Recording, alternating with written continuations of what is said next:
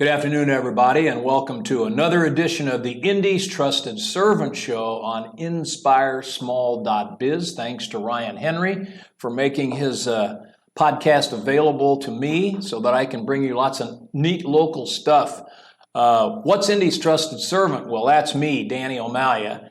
I am Indy's Trusted Servant. I do customer service training and keynote speaking about customer service. It's all about the culture of the organization, be it for-profit or non-profit. I learned all of that at the hand of the master, my late father, Joe O'Malia, in the O'Malia Food Market days. But even before that, when I was about 9 and 10 years old, he had a little grocery store in Broad Ripple, where the Vanguard Bar is now. It had one cash register and about 8 or 9 employees, and I was one of them.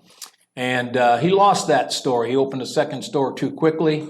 And he came back 10 years later and successfully launched O'Malia Food Markets with 9 stores and almost 1,000 employees. And one thing I learned from Joe was never ever give up. At any rate, if you're interested in my customer service training or keynoting, give me a call at 317-413-9062. Now, what's the Indy's Trusted Servant Show on InspireSmall.biz? I like to describe it as lively local small biz and community talk where you can feel the pulse of Indy. And today my guest is a young friend who's been a friend of mine for a long time. He went to Cathedral High School with my youngest daughter, Colleen, and they've been friends ever since. And I'm good friends with his dad, Frank. My guest is Tom Short. My daughter calls him Tommy Short. I'm not sure which way he wants to go with this. And he's got a really unusual topic for you. I'll let him get into that a little bit later, but welcome to the show, Tom, and tell everybody help them get to know you a little bit. Tell them about your background. Can I call you Mr. O'Malley, or do I need to call you Danny? Either, whatever you're comfortable with, okay? And whether it's Tom or Tommy, I've been called a lot worse on the basketball court. So former college basketball ref, so.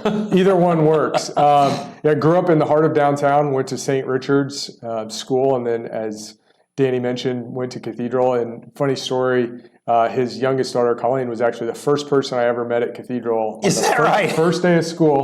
We're in the old lunchroom, and I, for the life of me, can't remember the teacher, but somebody says, Colleen, stand up. And for anyone that doesn't know someone, this is Colleen O'Malia, and she'll be at the football game on Friday, so no one has an excuse to say that they don't know anybody at the football game on Friday. And, Colleen was doing her, usual thing, standing up in front of, all 290 of us or however many students. And I'm like, wow, this girl's definitely got some spunk to her. And so that was, 25 years ago. Yes, it was. First person I met at Cathedral, and still friends to this day. So after Cathedral, I went to the University of Dayton with Colleen my freshman year, and then actually came home after my freshman year to start officiating basketball. Started with little kids games and worked my way up, as Danny mentioned, to Division I. Had the pleasure of working with our men's Olympic team both in 2012 and 2016, traveled international. Had some other jobs along the way, but basketball was always a focal point of my life. Did that for almost 2 decades. And then, when you say you got to Division I know you did games in the Mid-American Conference and the Horizon League, right? So, yeah, what else? Horizon, Big 12, Missouri Valley, got fired from the Summit, hired back in the Sun Belt, Southern, Conference USA, Missouri Valley. So pretty big time college all over. Referee. Yeah. So why'd you leave refereeing? So we had our first kid. It would have been the summer of 19. Actually, I was just sharing that story today. Had our first daughter, and I actually didn't share it with my wife or my supervisors or any fellow referees. And it was just kind of on my heart. I didn't want to be a FaceTime dad, and which is kind of ironic given the topic of what we're going to talk about today. Because that refereeing means an awful lot of travel. It does, yeah. Just to give you your listeners and viewers an idea, the last season I left, first game would have been roughly November 3rd. Didn't come home until November 28th. That would have been for one night, and then back on the road till roughly December 9th. So within a 4 months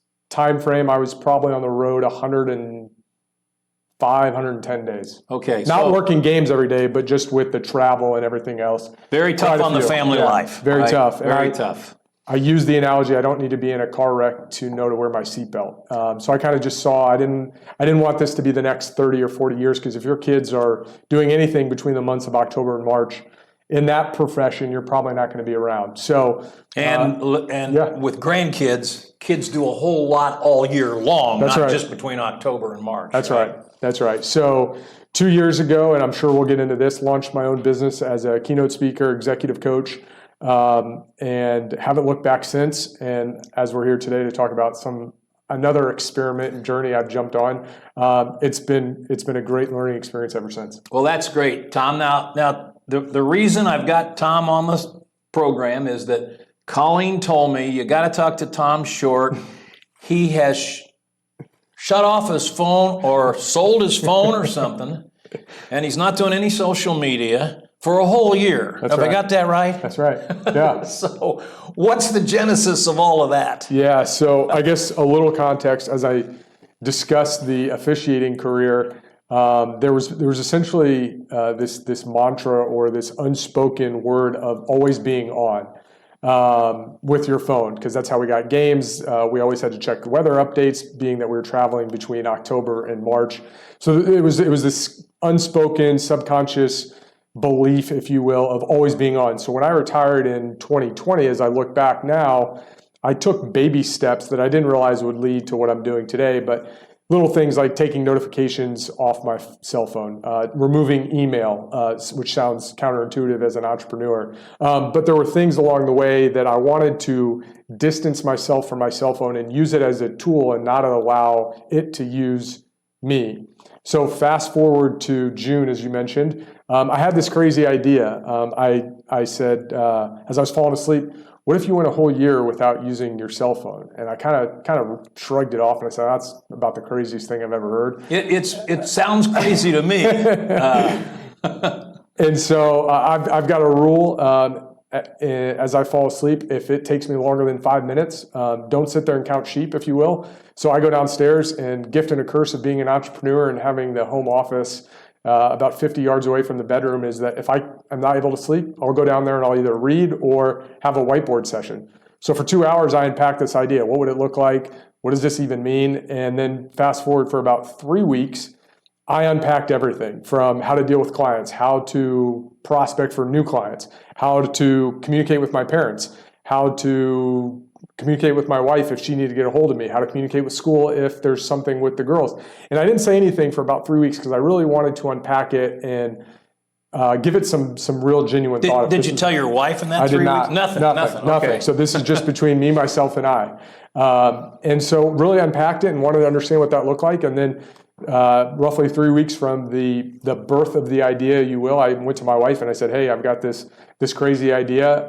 I've thought about this for almost a month, and I've thought through, I think, almost everything, but I'm sure you'll have a few questions for all of your married spouses out there. There's always something that's going to come up that you don't think about. They're really good at that. Yeah, they are. They are. So that was almost 3 months ago now. I started this journey on August 6th. And so a little background, I shut my phone off on August 5th. I will not turn it back on until August 6th of 2024. Okay, your phone's been off for a year. No, it's been off for 37 days. 37 days, okay. Yeah, so your phone's been off for 37 days and you're not doing social media. No social media. So how does anybody communicate with you? I think I was communicating with you via email. Is that correct? That's right, yeah. So no cell phone. God forbid in the case of a true emergency, and this was part of the genesis, which we might get into, and I define emergency as blood or broken limbs. Outside of those two things, it's not an emergency and the phone's not coming on. And that's only at home. Like, I didn't put it in the car today to come down here and talk to you. It's in the master closet in our house. And outside of that... So it still exists? It still exists. It's just off. Okay, it's just off. Okay. So yeah, email. Like when I brought this up to my dad, who you mentioned earlier, he's like, how are your clients going to get a hold of you? I only do email for an hour a day each day. I don't have it open throughout the day. It's just something, when I started my own business, I was very intentional. I wanted to use email as a tool. So my clients know, or people that reach out to me, it's usually my end of day routine. It's not something that I do first thing in the morning. It's not something that I have on as a distraction in the background, because whatever I'm doing, I want to be doing, whether that's writing, whether that's preparing for a speech, whether that's preparing for a call with a client. I want to be doing that. So my end of day routine is email. I just know my energy is not the highest, and that's when I want to devote a task like email. So usually between the hours of 3 and 4 or 4 to 5, that's when I unpack email. So that's my method of communication with the outside world right now. Now, is it too early to discuss how this has affected your business, which is a fairly new business? It is, right? yeah. I would actually say it's been positive. I've had several people reach out that are interested in speaking. I just got back from Kohl's headquarters a couple weeks last week actually, and gave a keynote presentation up there, and this was one of the many things we discussed. You mean Kohl's here in town or Kohl's the headquarters up in Milwaukee. In Milwaukee. Okay. So wow.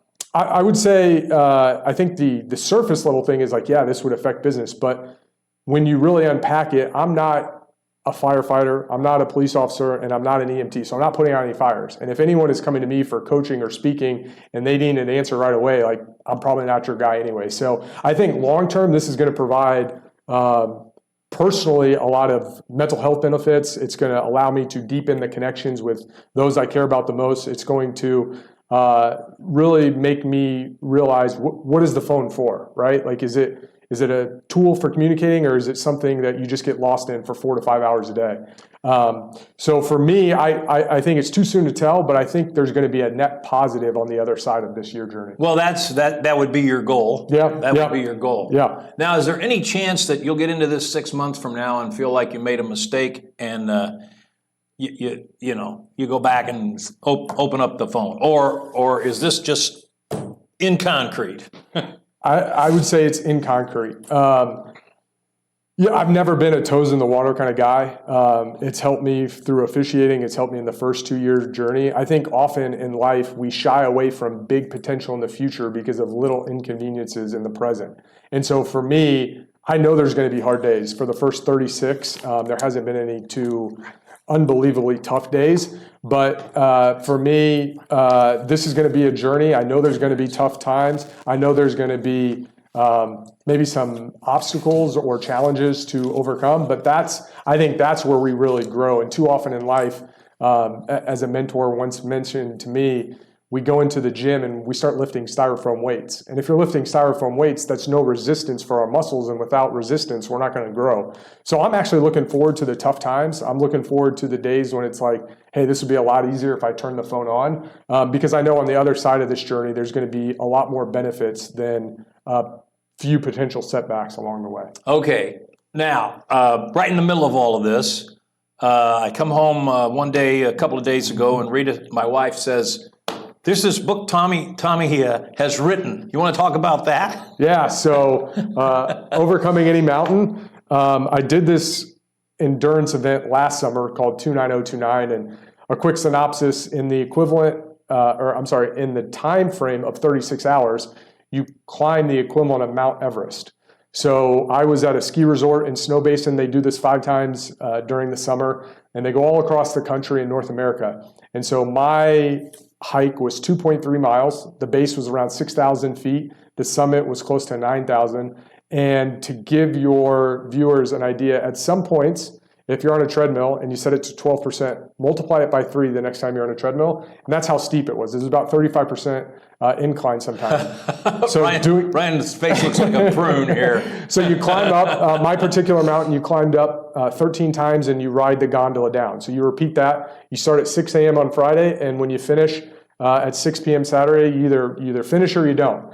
And by the way, my guess is all that refereeing and staying in shape that you had to do to referee certainly helped you with that. It did, right? and I tell people, I share this at Kohl's last week. It's the hardest thing I physically have ever done, but it was only 10% physical. It was 90% mental when you're just out there, because it's you and yourself in this mountain. And it's such a resemblance of life, of you got to go out there. Yes, there's people that can help you along the journey, but at the end of the day, it's up can to you take the next step? That's right. To you. Can you take the next step? Can you face adversity? Can you embrace adversity? And so I came home completing this challenge, and there were some tough conversations internally. And I thought, with a couple of speeches coming up after I finished this event, I knew inevitably 2 things. One, I was going to share my experience, but then 2, in the Q&A, something would come up and they would ask, hey, if you had to think about it, what were the 1 or 2 or 3 things that allowed you to finish? So I'm coming up, and I wish I could say I was this clever, Danny, but I came up with 8 takeaways, and I thought, oh, that'd be kind of cool if the first letter of each of these takeaways spelled something. So I took out my And it phone. spells mountain. Well, it did. It didn't when I first did it, but I started to rearrange some letters, and I was like, oh my gosh, this spells mountain. So then I was like, now what do I do with this? So yeah, 2 young girls at home, 1 and 3 last year. So I said, why don't I turn this into a book? Because they're not going to really understand what I just went through. So Not yet. Not yet. So this is a book about them, for them. It's about 2 girls that want. Those are your 2 daughters. Those are my 2 daughters. Yeah, okay. Natalia and Juliana. And so it's about a story about 2 girls that want to climb a mountain. Their friends tell them it's impossible. So they go to their dad and they say, Dad, this is what we want to do. And their dad says, I climbed that mountain when I was your age. Here's a plan to help you overcome it. And their plan are my 8 takeaways. So what do you want to go through the 8 takeaways? Yeah, absolutely. And it's funny, as I've shared this with family and friends and clients, about half of the people that I share this with ask, when's the adult version of this book coming out? Because it's so applicable to any obstacle or challenge that we might go through. So the M is maximize your reset button. Just focusing on your breath is the fastest way to bring you back to the present moment and reduce the anxiety. O is own your 3-foot circle. So in officiating, we had a rule of thumb that when things started to feel like they were getting out of control, when you had 2 or 3 missed calls in a row, which never happened to me, by the way. Oh, I'm sure. It was really just focus on sticking your hand out, and if the play was outside of your hand, don't blow the whistle. Now, that was literal and figurative, but the point was to just tighten your circle. And so own your 3-foot circle. Own whatever comes out of your mouth. Don't let others influence your actions.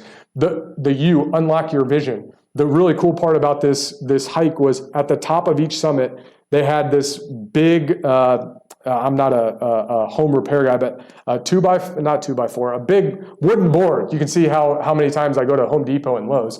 But they had this giant board with all the red hats. And Danny, the red hats were the only way that you would know if somebody finished this event.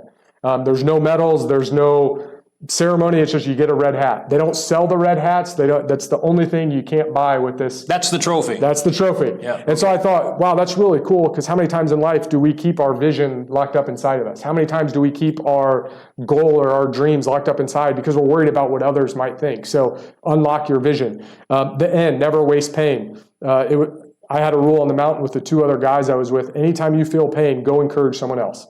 Don't make it about yourself. Go make it about somebody else. And hey, how can I encourage someone else? So don't let that pain go to waste. The T, tops of trees. This was something that I did on the basketball court, but I would use the tops of trees on the mountain as for 2 things. 1, to change my physical state, change my body language, make my shoulders come back and lift my head. And I use it as a moment of gratitude. Because so often in life we'll go through and complain about something that we're going through, but I would always ask myself on the mountain, compared to what? Like, yeah, this is really hard, but compared to what else is going on in the world? So tops of trees. Adversity is fuel. There were several times throughout the 36 hours, whether it was the gondola breaking and there was a 2-hour delay, and they didn't stop the time. The time kept running. We had an hour delay for a lightning storm. And I told the guys, hey, we're all going through a bunch of junk, but it's the story we tell ourselves that will ultimately determine our outcome. So use the adversity as fuel. Don't let the adversity use you. I, incredibly intentional. We were incredibly intentional with everything we did, from the breaks we took, from the time that we visited the recovery room. Everything we did, we had a plan. When you say we, how many people? So there's 250 at each event, and I was with 2 other guys doing it. But yeah, but 250 of us. And then N, next aid station. I got this from a friend of mine who's a Navy SEAL, and it's all about breaking things down. When I was telling him about this, he said, your goal shouldn't be to finish the event. Your goal should be to make it to the next aid station. So they had an aid station at the base, they had 1 at the summit, and then they had 2 kind of mixed in. So 13 times 4, good cathedral math. That's 52. It is. I got 1 free because if I towed the line, that aid station was basically checked off the list. So 51 aid stations. And a lot of times it was, I'm not even able physically to make it to the next aid station, but I'm going to make it to that tree. And when I make it to that tree, then I'll reassess my goal. So MOUNTAIN, it's spelled mountain, and there are eight steps that we can take when we encounter any obstacle in our life. Well, before I let you go, I'm going to embarrass you just a little Please. bit. So as we've already said, Tom and my daughter Colleen went through Cathedral High School together some years ago, and my son-in-law was the head baseball coach at Cathedral at the time. and he told me, you got to meet this Tom Short guy. He's the real deal. And you were not really an athlete, but you were a big fan. Big right? baseball fan. Big fan of sports in general, Yep. which of course then led you into the basketball refereeing and everything. But you were a very loyal type of person. And I think that's what he was talking about. Didn't you keep score for the team or something like that? No, but Joe and Nick were two of my best friends, and so I was at almost every game junior and senior year. And Rich was a great mentor after I left Cathedral. So yeah, big fan of Rich and the baseball team there. Yeah, great. So if somebody wants to get a hold of you, either for speaking or just to talk about this Overcoming Mountains or to get the book, how do they find you? Yeah, so the book, thank you. The book is on Amazon, Overcoming Any Mountain. And then email Tommy@thinkbetterperformbetter.com, Tommy@thinkbetterperformbetter.com. And that's the website as well, has speaking information and a way to get a hold of me there. Got it. Tom Short, it's great to have you on the show today. I appreciate it. Next week, our guest will be Deanna Moray of Re-Zenergize. I said that right. It's not re-energize, it's Re-Zenergize. It's got to do with health and wellness. So it was a little bit related to what you're doing. So anyway, I'm sure Colleen is looking forward to watching this. And it'll go up a week from today. All right. Thanks for watching, everybody. We'll see you next week with Deanna.